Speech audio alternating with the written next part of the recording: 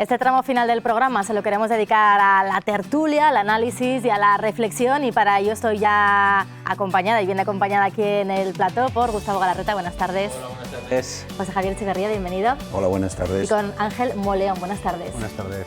Bueno, pues vamos a hablar sobre temas que sin duda son los que preocupan ahora mismo en la calle. Enseguida vamos con esa vuelta al cole que da mucho que hablar, pero también quería conocer un poco, debido a estos últimos casos que hemos conocido en una residencia de ancianos de Tudela, también ha habido algún que otro caso en alguna otra residencia en Navarra, ¿creéis que están bien preparadas para afrontar lo que se nos viene encima? Bueno, pues empiezo Sí. con el permiso, ¿no? El tema es la sensibilidad, ¿no? La sensibilidad de quién mora esas residencias, que es la parte más sensible, ¿no?, de la sociedad, ¿no? La gente mayor que necesita unos cuidados. En este caso, hablabas de si están lo suficientemente preparadas. Se ha comentado siempre que no son centros sanitarios, sino centros residentes, ¿no?, donde los residentes se encuentran cómodos, pero la asistencia sanitaria siempre tiene que ser en el exterior, ¿no?, en centros hospitalarios. Entonces yo creo que igual había que dar una vuelta de tuerca a ver cómo podríamos hacer una red centinela, que se habla muchas veces de las redes centinelas dentro de las poblaciones de riesgo, en este caso las residencias, a ver cómo se podría tratar de cómo prevenir todavía más el tema del COVID en las residencias. ¿Cómo? Pues tenemos el gobierno, que hace poco leí que había invertido 300 millones de euros en lo que es el análisis de cómo realizar una red centinela dentro de estas residencias. Entonces, pues vemos que cada vez se repite cíclicamente que son las residencias los que, no sé si es por la concentración, por la no salida, por los distintos factores, pero siempre son un foco importantísimo en el tema de contagio del COVID. Desde luego la preocupación de las familias es evidente, no sé si os toca alguno de cerca o no, pero no sé si se ha reaccionado bien, a tiempo, con suficientes medidas. A mí, bueno, personalmente me toca porque precisamente mi mujer es trabajadora de una residencia. Sí que es verdad lo que estaba hablando Gustavo, yo creo que ya estamos hablando de un cambio de sistema, ¿no? De que hasta ahora las residencias estaban pues evaluadas como centros sociales y ahora estamos hablando ya del centro sociosanitarios, ¿no? Ese un modelo que sí que hay que dar una vuelta de tuerca. Yo creo que tiene que ser un debate que se tiene que tener para ver cómo esta pandemia ha afectado gravemente a este tipo de centros y que se ha visto, bueno, pues ciertos descosidos, ¿no? En un hecho como este. Sí que es verdad que ahora, por ejemplo, el hecho de Tudela, pues creo que a través de los protocolos que inició, en este caso Gobierno de Navarra, sí que se ha podido detectar con bastante previsión el positivo. Se han detectado 13 asintomáticos, que creo que eso es una buena noticia, haber detectado tan rápido, ¿no?, este posible brote, y que ahora empieza el protocolo ya del rastreo comunitario, el rastreo colectivo de toda aquella residencia. Creo que estamos mucho mejor de lo que cuando esto nos sorprendió a todos y que, bueno, paso a paso creo que se va a ir controlando, pero sí que es verdad que la seguridad cero no existe, las trabajadoras entran y salen todos los días de esas residencias. Las familias ahora tienen una hora de visita que también, bueno, pues entran y salen, entonces la seguridad cero no existe, pero creo que sí parece que se está detectando con más previsión y que podemos llegar a controlar siempre. Sabemos, ¿no?, que como digo, no podemos asegurar al 100%, pero creo que en esta ocasión se ha detectado con rapidez y que creo que se controlará ese posible rebote en Tudela. José Javier, ¿cuál es tu sensación? Mira, yo parto de una reflexión estructural de lo que son estos centros, donde en los últimos años se ha introducido un elemento de negocio. Es decir, se ha invertido dinero para obtener un rendimiento económico del cuidado de nuestros mayores. Y eso resulta un poco incompatible con todo lo que hablamos ahora de mayor control, presencia sanitaria, seguimiento. Entonces, yo creo que esto nos debería servir como debate para qué tipo de modelo de residencia queremos, si negocio de inversores que tienen un dinero ahorrado y es una opción de invertir, como han invertido antes en ladrillo, pues ahora invierten en residencias. Entonces yo creo que es un debate porque o le damos una vuelta a eso o tenemos un problema de que nunca vamos a resolverlo. Y luego, preguntabas nuestra experiencia personal. Yo en este caso me sitúo como futuro usuario de una residencia o de un centro para personas mayores. Y como yo soy muy defensor de lo que es la muerte digna, y me preocupa qué solución le damos a este tipo de casos. Es decir, ahora surge este problema en Tudela y la solución va a ser aislar a esos mayores de su entorno social. Yo sí, pues igual hay que darle una vuelta, es decir, no solo hay que pensar en el aspecto de la supervivencia, sino de la calidad de vida de esas personas que sobreviven. Entonces, no lo tengo muy claro que el que está tomando esas decisiones esté haciendo la reflexión que estoy haciendo yo, sino que está pensando más en el plan de la pura supervivencia, es decir, los aislamos, que no tengan riesgo, que no contagien pero a costa de que, como decía hace poco, gente mayor pegando en las puertas de las habitaciones pidiendo salir. Yo me gustaría que también se valorara esa circunstancia. Pues sí, yo entiendo que iremos a un modelo dual, ¿no? Donde tendrán cabida el modelo pues privado, asistencial, y metiendo siempre ya el tema sanitario, ¿no? Porque se ha visto que muchas veces las trabajadoras que trabajan dentro del ámbito de las residencias de mayores tienen una formación básica en materia sanitaria, tienen mucha calidad humana, son capaces de encerrarse, como se ha visto en Estella, junto con los pacientes. De confinarse. Sí, de confinarse con los propios pacientes, pero luego ellos demandan siempre una calidad de formación sanitaria para poder ellos trasladar un mejor servicio, un mejor cuidado a las personas mayores. El tema es que se ha visto desde un principio que, por ejemplo, siempre demandaban pues muchas más, por ejemplo, material, ¿no? El material, los EPIs o material sanitario para ellas tener un cuidado hacia esas personas, no solo que ellas no contagien, sino que las personas mayores no contagien, ¿no? Esa doble aislamiento, ¿no? entre el que es posible portador contra los grupos de contacto. Dinero, entonces, al final es poner dinero, sí. Que si ese dinero no lo ponemos entre todos a través de los impuestos, o lo acaba pagando el usuario, ¿no? Hablábamos de o 300 acaba bajando millones. La calidad del servicio. 300 millones se habían invertido ahora mismo después de detectarse todo este problema del COVID, 300 millones a través de... Creo que lo gestionaba el vicepresidente del Gobierno, Pablo Iglesias. Desde luego que es un tema muy complicado. Fueron muy duras las imágenes que vimos durante la pandemia, durante el confinamiento de las residencias de personas mayores confinadas. Esperemos no tener que llegar a eso, pero bueno, la situación ahora mismo no es demasiado halagüeña. Vuelta al cole. Ya conocíamos el viernes el plan que presentaba el Gobierno de Navarra, el protocolo a seguir, clases presenciales, jornada continua, uso de mascarilla a partir de quinto, de primaria. Hay algunas comunidades que ya se están empezando a echar un poco para atrás y parece que les da un poco de miedo lo de las clases presenciales. No lo sé, ¿cómo lo veis? ¿Os parece que el Gobierno de Navarra ha acertado con esta propuesta? Sí, yo personalmente así opino, ¿no? Era un tema irrenunciable por parte del Gobierno, el que sería presencial, ¿no? Las clases. El 25 de junio ya se entregó el plan de contingencia con los famosos 4 escenarios, siempre advirtiendo que era pues un documento vivo, ¿no? Que dependía de la curva de la pandemia, de cómo se iba a ir creciendo, descendiendo todo el tema de la pandemia. Y bueno, creo que se ha intentado llegar a un consenso, tanto con APIMAS, con sindicatos, con los directores de los colegios, con la patronal, y ya ha salido una serie de medidas pues que bueno, el Gobierno hace un esfuerzo económico con más de 47 millones de euros, en los cuales pues, la jornada continua, los comedores, el transporte escolar, la reducción de ratios en edad infantil, y creo que bueno, dentro de la situación delicada y que cuando vayamos llegando a esa asistencia a los colegios pues veremos cómo va confluyendo el tema, pero sí que es verdad que ya hay un protocolo también de salud en caso de que aparezca una chica con un positivo, y creo que se han puesto pues bueno, el documento y las bases de cómo iniciar ese curso, que creo que bueno, socialmente, y yo por lo menos en el círculo que me muevo, que estoy en una edad con hijos pequeños y tal, los padres queremos que nuestros hijos empiecen el colegio, porque creo que bueno, no pueden perder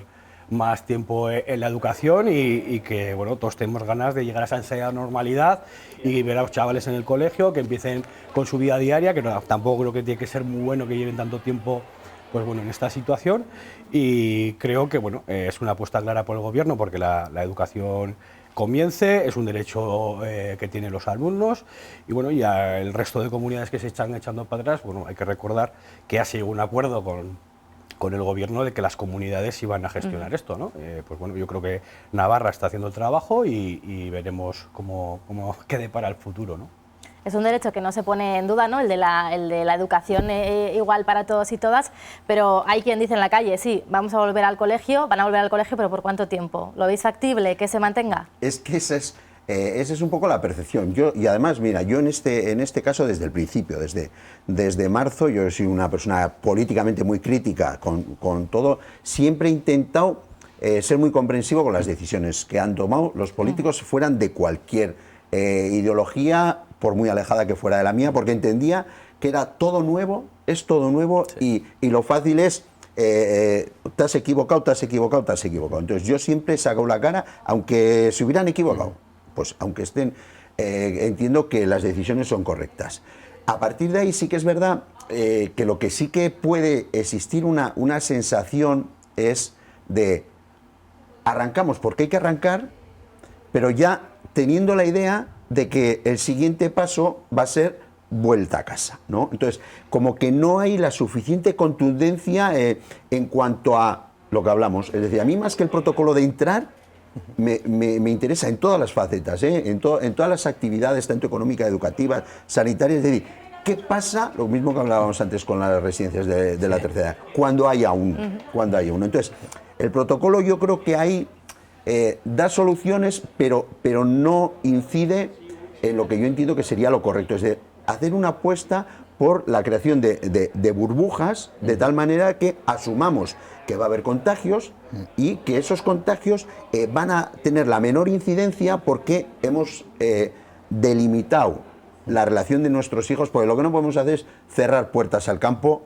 Lo que no puedes pensar es que tu hijo se va a quedar 3 meses metido en casa sin convivencia. Eso es inasumible. Entonces, esa convivencia lo que tendremos que hacer pactos, es decir, a mi hija, bueno, pues tú dime qué entorno de relaciones personales vas a tener en lo privado, fuera de la escuela, 5 personas, procura ser muy estricta con estas 5 personas, no extenderte, y en el ámbito educativo yo creo que la apuesta debería ser la misma, es decir, crear burbujas dentro del ámbito educativo lo más impermeables posible, de tal manera que los que están dentro de esa burbuja asuman lo que les pueda pasar a cada uno de sus miembros, pero que eso no tenga una incidencia ni en su vida diaria ni en el resto de la sociedad. El tema de los grupos estancos o grupos burbuja, el problema está en lo que es la convivencia anterior y posterior a la entrada del colegio. Yo en la PIMA en la que formo parte, el jueves pasado todavía no teníamos claro, desde los centros de docentes no tenían claro las direcciones dónde íbamos a llegar, ¿no? Ya fue el viernes cuando... El protocolo se ha mandado hoy a los centros, de hecho. Hoy hemos recibido los padres y yo, en este caso como miembro de la PIMA de Catalina, en CIZUR, el tema es que nos da miedo el que se gestionen tanto las guarderías como el resto el previo y posterior al inicio de las clases, porque, por ejemplo, los autobuses son compartidos entre distintos municipios, gente por ejemplo, de Ardoy que baja a CIZUR, a la urbanización de CIZUR, y esos comparten cuarto, quinto, sexto, primero, infantil. Son grupos que se rompe la estanqueidad de esos grupos burbuja justamente antes de entrar. ¿Por qué? Porque comparten una cosa tan básica como es la movilidad, ¿no? El autobús que los lleva al colegio. Posteriormente, ¿qué pasa? Que se realizan pues, acciones normales de vecinos, de jugar en el parque, que rompemos esa estanqueidad. Entonces, se van a generar situaciones que las tendríamos que tener ya un poco, como pero decía, fíjate, a ver cómo lo hacemos. Nosotros ya hemos asumido una estanqueidad que es la familia. La familiar. La familia, sí. ¿no? Sí. Es decir, mi hija, mi mujer y yo, dentro del ámbito familiar, no tenemos restricciones, ¿no? Ni de contactos, ni de proximidad, ni de mascarillas. Sí. ¿Por qué no creamos otras pequeñas comunidades, burbujas? Es decir, hablamos de las actividades extraescolares, de repente dicen, no, se prohíbe entrenar a fútbol. Si los chavales van a seguir jugando a fútbol, lo que lo van a hacer fuera de la calle, sin el control, sin la supervisión de un entrenador. Lo estamos haciendo. Entonces, en las comunidades. Parques, ese es el problema. Entonces, de repente, así como por ejemplo ha habido federaciones de baloncesto, de balonmano, que han planteado, oiga, mire, que sigan produciéndose los entrenamientos, porque eso nos va a permitir que el entrenador controle qué tipo de relación existe entre los jugadores y saber qué jugadores están en cada zona. Fútbol ha dicho que se prohíbe toda la práctica deportiva. ¿Qué ocurre? Que están las plazas, los jardines, los parques llenos de gente jugando sin ningún control. Yo he visto enfrente de mi casa cómo celebran los goles los niños, cosa que yo con mis jugadoras pues seguramente pues, estaría más pendiente de evitar ese tipo de cosas. Por eso no se trata de crear una única burbuja, sino un número reducido de burbujas, pero todas controladas. Es decir, yo me imagino a mi hija haciendo un cartel, ¿no? El típico ese de trabajos manuales que hacíamos en mi época, ¿no?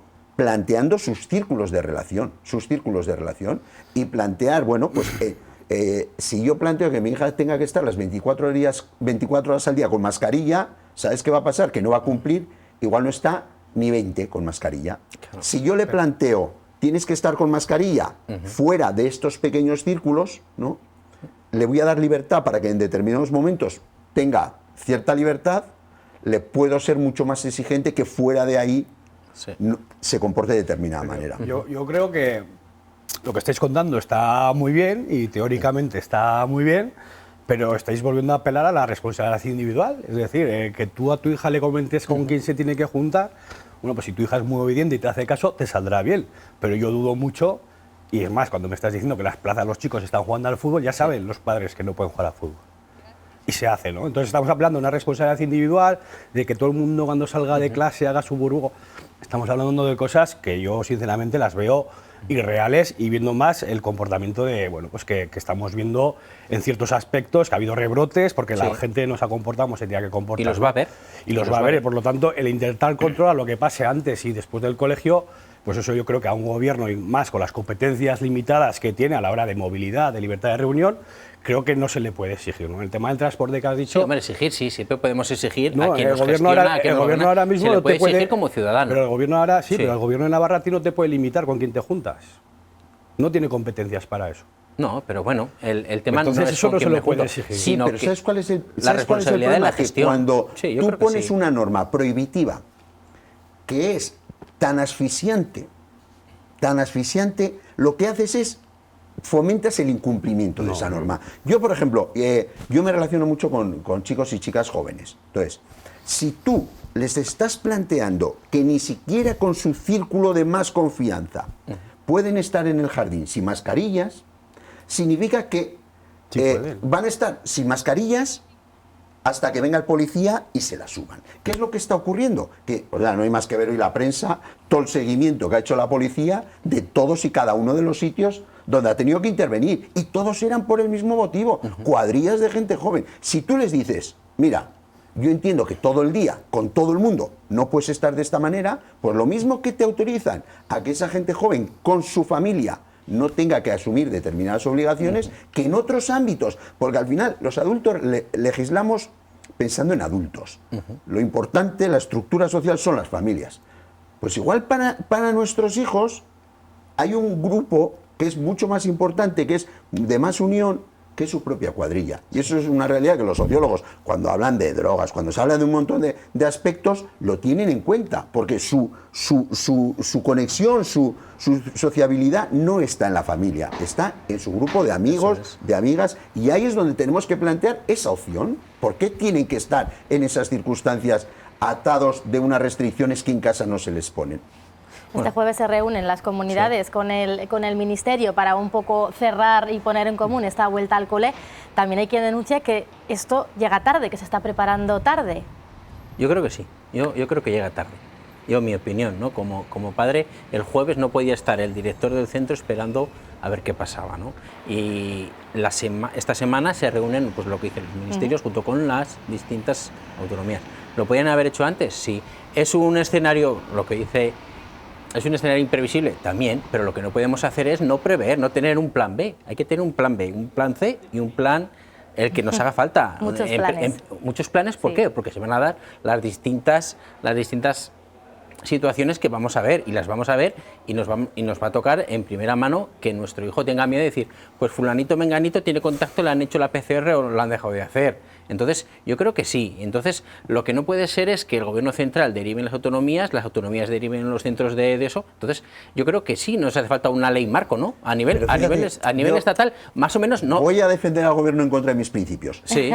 Resulta que nos ya estaban unas directrices. Claro, es que nos den una ley marco, ¿no? No, pero es que esa ley marco existía y planteaba escenario 1, escenario 2, escenario 3, escenario 4. Eso ya lo teníamos en junio. Eso ya lo saben, eso ya lo tenía la comunidad educativa. Y ahora, en este momento, es cuando hay que decidir en qué escenario estamos. Y han decidido que estamos en el escenario 2. Pero realmente los escenarios ya se hablaron desde el principio. Lo que pasa es que pensamos en nada más salir de la pandemia, del confinamiento, ¿qué íbamos a estar? Yo pensaba, todos decíamos, no, en septiembre empezará todo. Nadie pensaba que del buen tiempo iba a matar al COVID. Claro, no pensábamos que iba a ser la locura que ha sido julio-agosto. Es que yo sinceramente creo que hacemos flaco favor, bueno, pues por las personas que tenemos nosotros, bueno, hoy nos están viendo la gente, los políticos, la oposición, los medios de comunicación, de crear ese miedo. Yo creo que crear ese miedo de que vamos a ir al colegio. Sí, pues bueno. Yo no estoy creando ningún miedo, yo lo voy a llevar y convencido. Se está instalando un discurso un poco peligroso de cuidado con llevar a los chicos al cole, que van a correr peligro. No, vamos a ver, yo creo que está. Ahora mismo hay un gobierno. Por mi parte no, al revés. Bueno, yo no, igual he generalizado y está mal hecho, pero creo que estaréis de acuerdo conmigo que se está instalando ese pequeño discurso de que. Un 50% se está hablando de que los padres, un 50% no quieren llevar. Ya, pero los padres de dónde opinan, de dónde viven, ¿no? De lo que leen, de lo que ven. Sí, claro. Entonces, claro, yo creo que estamos con un gobierno que creo que está poniendo el método, el esfuerzo económico, el esfuerzo personal con la contratación de profesores, de más cuidadores en los comedores, de refuerzo en la limpieza y la desinfección. El tema tecnológico, bueno, yo creo que se están poniendo los medios y que ya nos están diciendo, es un tema complejo y delicado, pero no podemos renunciar a que nuestros hijos vuelvan al colegio. No, para nada. Y entonces, luego el profesorado, pues bueno, también tendrá su cuestión, pero también deben saber, pues bueno, que tiene ese servicio público que se debe, ¿no? Y que tienen que, bueno, vamos a intentarlo. Luego, hemos visto en Alemania, se ha abierto, y por desgracia han tenido que cerrar colegios porque ha habido brote. Pero vamos a ver, yo creo que están puestos las cosas encima de la mesa y que se puede. Sobre todo insistir que el plan B no sea cerrar.